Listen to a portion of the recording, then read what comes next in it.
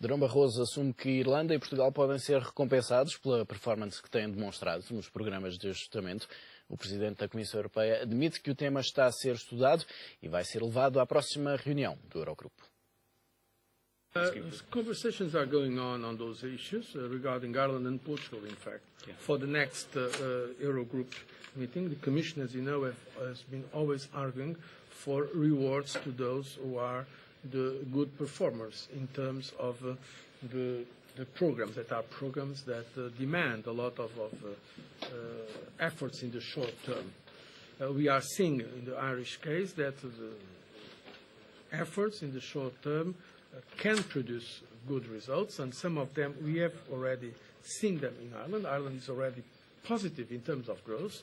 The numbers of unemployment are going down, so this is a confirmation that differently from what some people are arguing, the programs work. They can work, provided, of course, they are implemented. If they are not implemented, they will certainly not work. That's why we have a general positive attitude towards the support that Ireland and Portugal need, and that is a position that the Commission will express, but I cannot now go more into the details about what that means. We have to discuss this with our partners in the Eurogroup. António Rodrigues e Pedro Alves são convidados deste Em Foco. Muito boa noite aos dois. Obrigado por estarem aqui. Pedro Alves, começo por si. Quando ouvimos estas declarações de Durão Barroso, que já começam a replicar as declarações de outros responsáveis por essa Europa fora, vemos que, de facto, a Europa já olha como uma inevitabilidade dar mais tempo a estes dois países? Bom, parece que sim. O Presidente do Eurogrupo também ontem dizia o mesmo. A Troika, apesar de sinais aparentemente contraditórios, também terá dito parecido aos parceiros sociais hoje. A fundamentação do Presidente da Comissão aqui é interessante, ou seja, a performance é boa e por isso vamos-lhes dar mais tempo. Ou seja, se a performance fosse boa, não precisariam de mais tempo.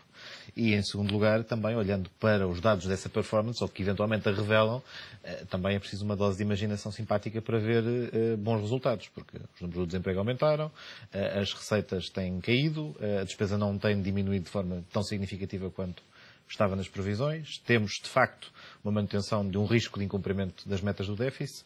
A dívida em percentagem de PIB está a subir. Portanto, não sei exatamente onde é que estão os indicadores da performance no que respeita aos resultados. Quanto muito, há determinação em cumprir o programa à linha, estritamente, independentemente da realidade. Aí, talvez, o prémio seja merecido. Ou seja, cumpre-se e vai-se para lá daquilo que está assinalado. Agora, aqui a isto correspondam resultados, como o Presidente da Comissão dizia, porque ele dizia, de facto, os resultados são visíveis e, portanto, isso demonstra que estes programas podem funcionar.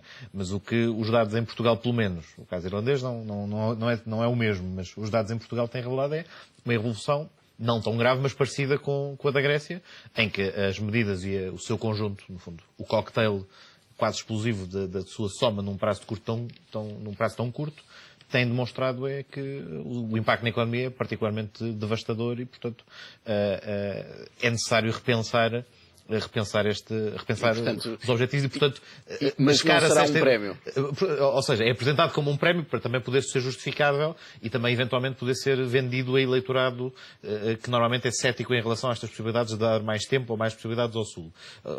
Enfim, a ideia que se constrói, a ideia caricatural que se constrói em alguns eleitorados do Norte da Europa é um bocadinho esta. Portanto, os contribuintes líquidos para os programas de apoio têm mais dúvidas em aceitar muitas vezes esta ideia. Eu tive há pouco tempo e é difícil contrariar esta ideia. Ou seja, os responsáveis políticos não a partilham. Não estou a dizer que é esta visão, mas é muito fácil, especialmente a imprensa mais populista e mais tabloide nesses países, fazer uma exploração desta ideia. Portanto, também é necessário que haja adesão por parte dos países contribuintes. E, portanto, a ideia de que isto não seria o reconhecimento de um falhanço e, portanto, seria antes um prémio pelo bom cumprimento, é uma narrativa para tentar justificá-lo. E também faz uma coisa, portanto, esta narrativa faz também uma diferenciação face à Grécia. Ou seja, a Grécia teve direito ao seu corte de cabelo, ao seu haircut, teve direito ao seu perdão, porque incumpriu. E, portanto, aqui teríamos uma situação diferente, que não iria para uma renegociação da dívida e que não iria para um perdão de dívida, iria sim para um prolongamento de prazo, porque cumpriram. A questão depois que se coloca, acho que podemos também discuti-la, é se de facto o que nós precisamos é só de mais tempo. Ou seja, mais tempo para fazer o mesmo e mais tempo para produzir o mesmo efeito, é mais tempo que não é interessante. Ou se é preciso, ou se é de preciso, facto, de facto, mudar as premissas. Portanto, não digo necessariamente renunciar à dívida, porque isso é difícil de conseguir junto da Troika. Pessoalmente, penso que parte do caminho deveria passar por aí. Penso que isso é difícil de concretizar, mas os sinais de hoje das reuniões com a Troika, apesar de contraditórios, curiosamente, quem foi saindo das reuniões com a Troika dizia coisas diferentes. Sim, tivemos aqui visões umas mais pessimistas, outras mais otimistas. Enfim, acho que os copos enchiam a meio ou ficavam vazios a meio consoante os intervenientes. Curiosamente, da parte das centrais sindicais, cada uma fazia uma leitura positiva, outra uma negativa. Também da parte dos patrões também a leitura não era coincidente, era cruzada.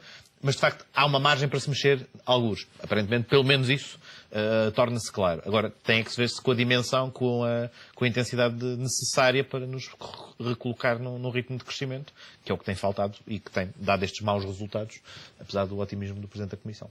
E pegando precisamente nesse otimismo, António Rodrigues, esta possibilidade de se dar mais tempo, de facto, a Portugal e a Irlanda pode ser vista como um prémio, ou é, de facto, o reconhecimento que estes países, com esta carga que têm, não conseguem equilibrar as contas públicas sem mais tempo? Eu, em primeiro lugar, eu percebo o discurso do Partido Socialista, que tem sempre necessidade, mesmo perante a evidência, de contrariar a realidade. É um facto que os desempenhos das economias dos Estados intervencionados não realizaram os objetivos imediatos que se estava à espera. Mas também é um facto, e isso considera-se, pela generalidade, eu diria pela esmagadora ou pela totalidade mesmo de todos os intervenientes no estrangeiro, quer sejam governos, quer sejam parceiros sociais, quer sejam agentes económicos, que os desempenhos da Irlanda e de Portugal foram desempenhos positivos. Temos, e não negamos isso, resultados que ficaram aquém daquilo que se esperava. O desemprego encontra-se em níveis elevadíssimos, a receita resvalou. Mas também é um facto que, no meio de toda esta situação, a despesa baixou significativamente ao longo destes últimos 20 meses. E isso não se pode escamotear. Foi um propósito alcançado pelo Governo relativamente a esta matéria. Todo este cenário justifica o otimismo, mas mais do que o otimismo, a vontade política que as várias instituições, e é visível no discurso do Presidente da Comissão Europeia, relativamente àquilo que os governos da Irlanda e de Portugal assumiram como uma necessidade de prolongar no tempo os esforços que estavam a ser pedidos.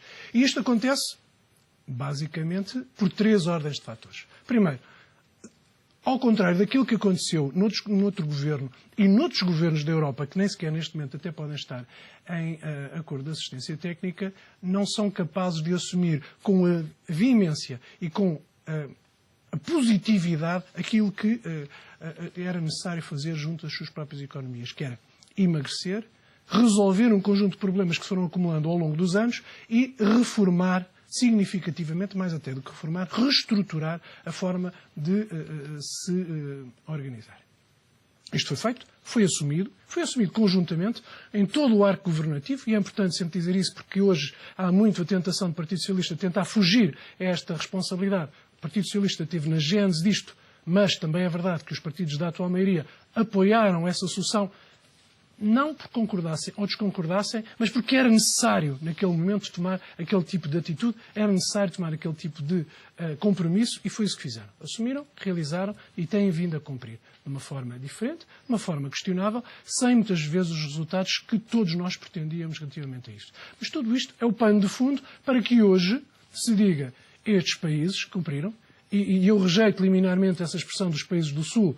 O Pedro disse, é verdade, há muitas vezes esta tentação de dizer os do Norte é que são bons e os do Sul é que são maus. Não é verdade. Não, eu percebi. Mas é importante que se diga isto, e é importante que se diga não só em Portugal como no estrangeiro. E já tive essas discussões no estrangeiro também relativamente a isso, e normalmente basta só lhes dizer isto. A Irlanda, que eu saiba, não é um país do Sul. E, portanto, basicamente seria uma confirmação de que isto é uma realidade. Houve uma coincidência de, no tempo, a Grécia ter iniciado o processo, Portugal a seguir, ou a Irlanda a seguir e depois Portugal, mas houve esta imagem, de alguma forma, que os países do Sul é que eram os incumpridores, e isto tem que ser denunciado, porque não são países do Sul da Europa, não são os países do Sul da Europa que são preguiçosos ou que têm uma tendência para se portar mal, são países, e a Irlanda é uma prova disso, mas os países do leste também têm esse tipo de organização, portanto são países que tinham sistemas de organização económica distintos, principalmente países de periferia, e é importante bem que se diga isto, porque a periferia causou muitos destes problemas, mas problemas que são de países determinados e não de uma determinada zona geográfica. Tudo isto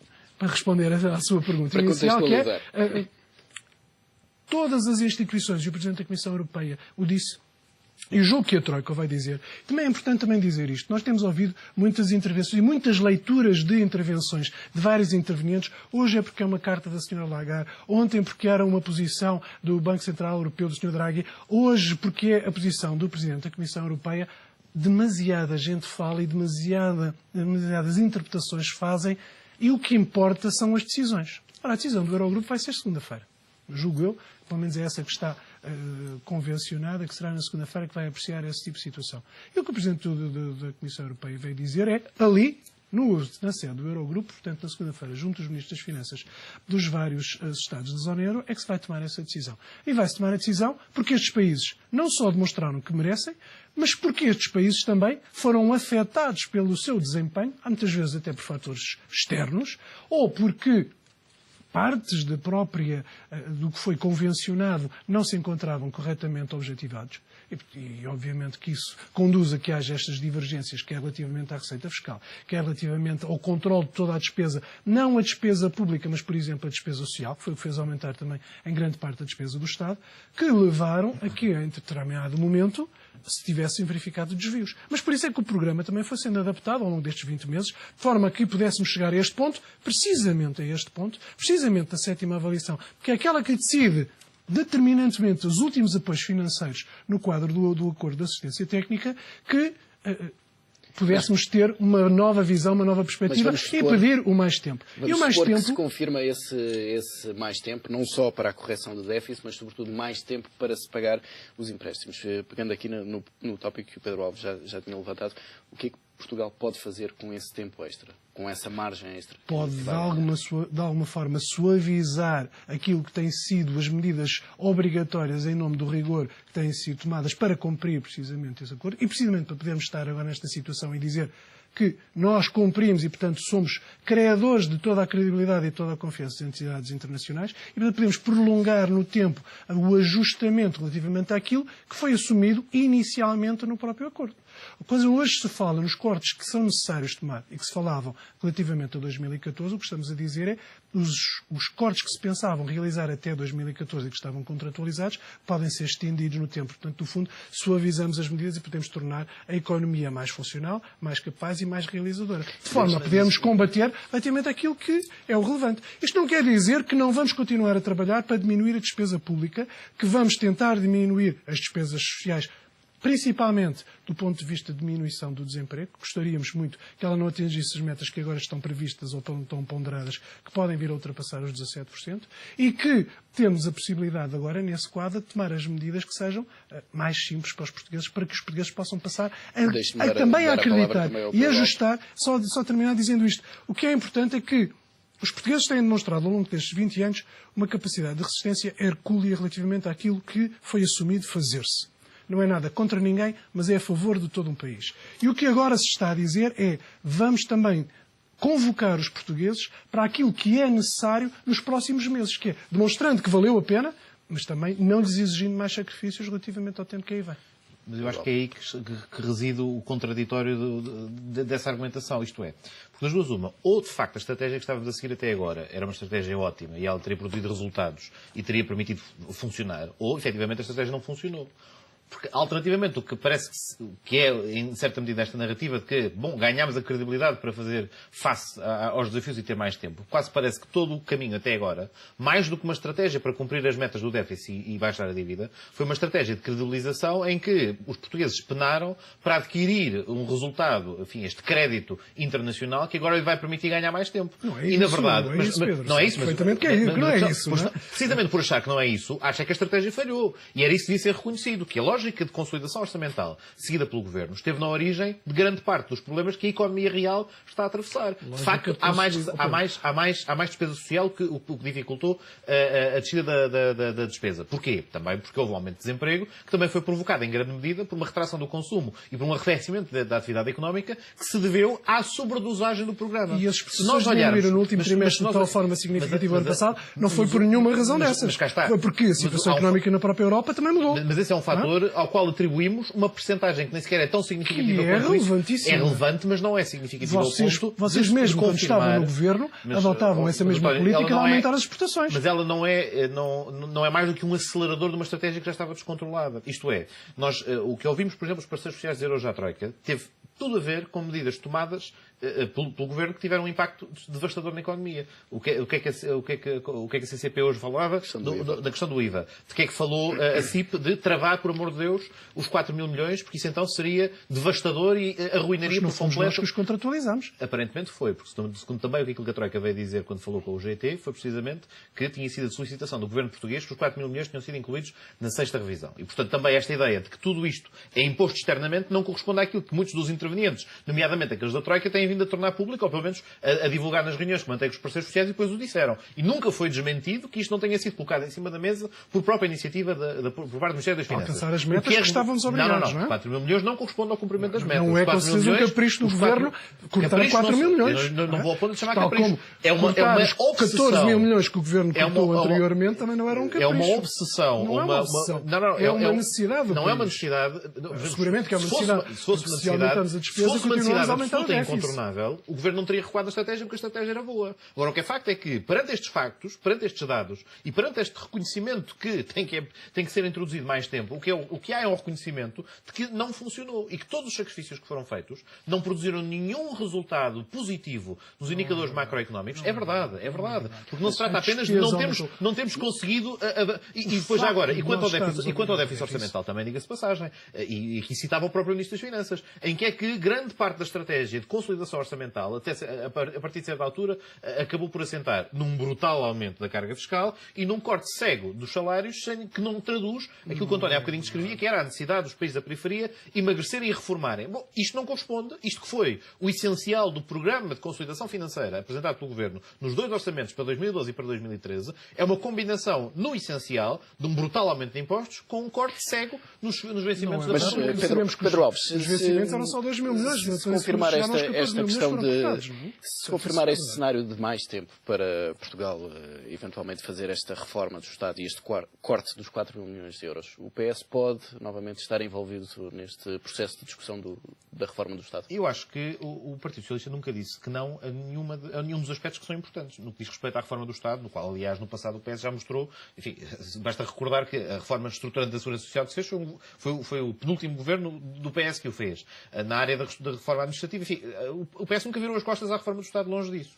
O que está em causa e o que sempre esteve em causa foi que, em momentos em que se optou por subir a parada da exigência e das metas a serem cumpridas e também da forma de o fazer, o Partido Socialista foi afastado da discussão. E em muitos momentos determinantes, em relação a medidas que hoje são postas em causa, e não é apenas pela boca do Partido Socialista, recordando aquilo que os parceiros sociais foram dizer. Estas medidas e o seu impacto foi anunciado, foi claramente apontado como sendo um erro estratégico quando foram tomadas. O aumento do IVA da restauração, por exemplo, a redução do consumo provocada pelos cortes nos vencimentos. Tudo isto, na devida altura, quando foram discutidos os orçamentos de Estado, quando foram tomadas as medidas excepcionais, logo à entrada de sem alternativas do governo, também. o Partido Socialista sempre sublinhou que o problema fundamental começava a passar, e o Secretário-Geral do PS há muito tempo que fala da necessidade de mais tempo. Porquê? Porque o nosso problema não é tanto o nosso problema principal, aliás, diria, é fundamentalmente um problema de querer fazer-se querer fazer-se num período de tempo excessivamente curto uma reforma estrutural e uma transformação da economia do Estado de forma que ela própria é matematicamente impossível. Quem é que colocou o prazo no memorando de entendimento? Não foi o Governo Socialista? O prazo do memorando de entendimento é Foi do Governo Socialista. Com certeza. Mas, portanto, claro, mas a questão a primeira coisa, dizer ao contrário, é preciso mais tempo, significa mas há uma diferença. Não estavam disponíveis para tomar as medidas que eram necessárias. Em segundo lugar, mas reconhecerem que afinal o contrato que negociaram inicialmente com a Troika não estava correto e era execuível. Não, e eu explico porque não. Porque o contrato que se negociou inicialmente com a Troika em abril de 2011 tinha de facto este período de tempo, mas não tinha um conjunto de medidas tão intensivamente recessivas como aquelas que vieram a ser implementadas. Os valores já eram estes. E a questão era... Não, o valor do déficit já era este. O ritmo... O valor a única do coisa déficit que não mudou... era diferente.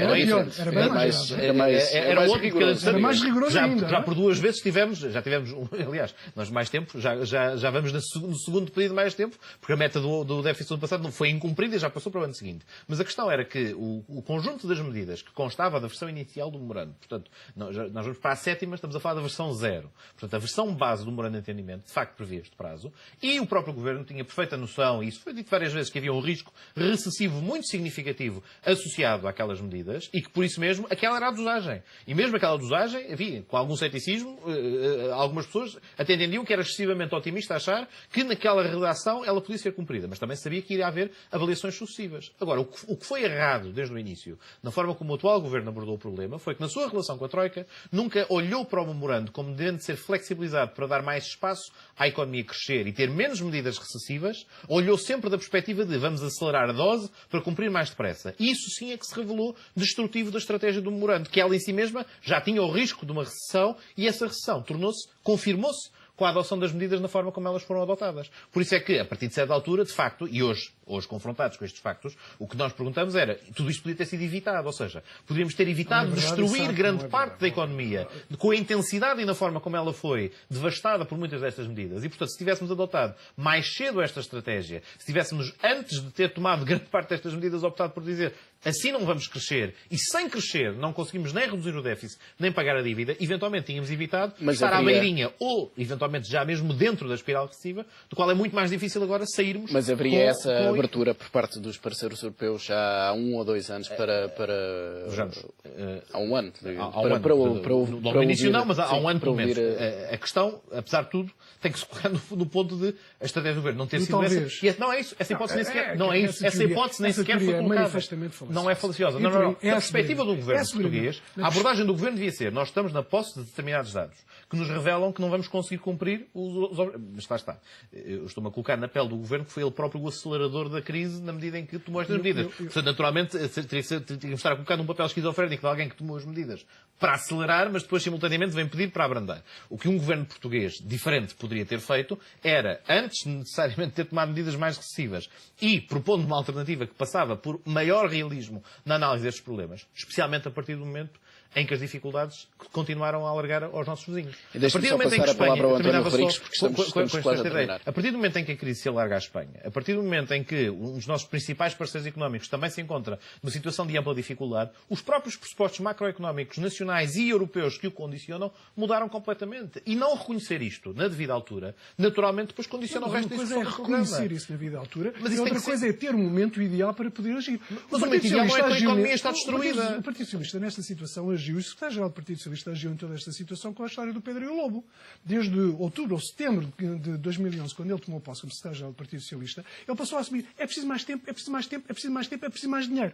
Esta foi sempre o discurso do Partido Socialista. E aparentemente com razão. Tantas vezes dizem que alguma vez haveriam de acertar. Não, e por isso que andaram a fazer. Se a estratégia do governo fosse boa, não era preciso mais tempo nem mais dinheiro. Como você acabou de dizer mesmo agora, como você acabou de dizer mesmo agora, o que aconteceu é que as próprias circunstâncias também se alteraram. Quando fala de Espanha, quando fala da Europa, não é preciso falar, fala agora. Porque há um ano atrás não era possível sequer tomar estas medidas. Não era possível, porque não eram aceitos sequer. E por isso é que pela primeira vez, na 7ª avaliação, é que a Troika, pela primeira vez, se ouve falar que a Troika se apresentou com alguma flexibilidade. Mas, António, concordo consigo em absoluto quando digo que os nossos parceiros europeus não o aceitariam. Mas isso é um problema dos nossos parceiros europeus também, que não tiveram visão desta crise. Mas quem responde perante os portugueses em primeira linha é um governo da Troika, também é não ter pela primeira vez, ao fim de 7 avaliações, se ouve falar em flexibilização.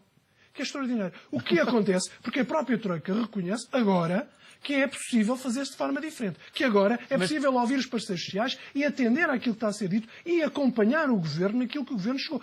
Mas também não é inteiramente exato que não tenha havido leituras diferentes em vários intervenientes da Troika. Porque vários foram momentos em que, no seio do FMI, no quadro da União Europeia e mesmo, enfim, no Banco Central Europeu talvez seja o mais rigoroso de todos, em que se questionou... Aí discordamos. Porque pelo menos publicamente... O BCE foi aquele que, porventura, publicamente, quem até... Se alguém que diz que a Europa foi salva e o euro foi salvo e, obviamente, consequentemente, foi o Mário Draghi quando decidiu e não os mercados fundamentais, sem dúvida. Exatamente. Mas a questão não é essa. A questão é, da perspectiva de criar condições para que o debate europeu se pudesse realizar, em termos de mudar também no plano europeu aquela que era a resposta, vários foram os momentos em que foram sendo dados sinais, seja pelo anterior Presidente do Eurogrupo, seja no quadro do FMI, em que a própria Diretora-Geral, a certa altura, reconhecia o impacto recessivo destas medidas, em que a certa altura os próprios técnicos do FMI reconheceram que o multiplicador estava mal calculado e que o impacto recessivo era muito maior, mas a questão mas é... nunca formalmente não é mudaram a isso. posição. Mas o Uns governo diziam, por português isso é que eu também... dizia há pouco. Mas o governo português também nunca se colocou na posição do que devia ter outros diziam feito. outra, mas no momento da decisão nada se Mas alterava. a posição do governo português tinha de ser sempre aquela que melhor salvaguardava os posição interesses do nacionais, que governo não foi português- esta. A posição do Que não governo foi esta. português foi sempre expressa nos Chegamos seus lugares tarde. próprios. Não tinha que ser expressa publicamente. E por isso é que o déficit de 2012 foi alterado sem ter sido Por isso e porque não o publicitado, cumprimos. Porque a estratégia não porque funcionava. Porque antes disso já tínhamos discutido essa situação e tínhamos negociado e tínhamos chegado a esse acordo.